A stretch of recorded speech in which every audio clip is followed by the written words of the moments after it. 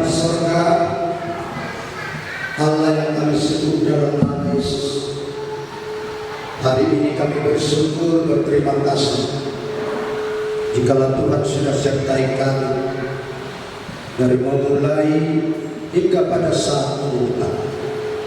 Tuhan, kami merasakan kebaikan Tuhan, pertolongan Tuhan, kasih Tuhan, di mana Tuhan hari ini kami akan menyaksikan acara pernikahan anak kami, yaitu Budo Wandra Nainggolan Christine Bornadia. Oleh karena itu Tuhan, kami tidak akan mampu, tidak sanggup tanpa pertolongan. Untuk itu Tuhan, hadirlah berkuasa.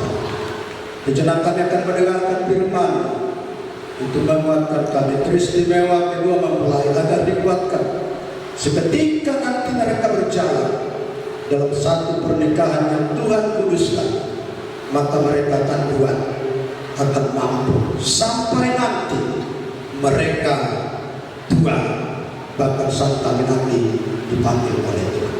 Untuk itu urapi hambamu, ajar hambamu untuk menyampaikan kebenaran firman, dan biarlah kami semua mendengarkan dengan penuh sukacita yang daripada Tuhan. Di dalam nama Tuhan Yesus kami berdoa dan kami sambut Tuhan. Haleluya, amin.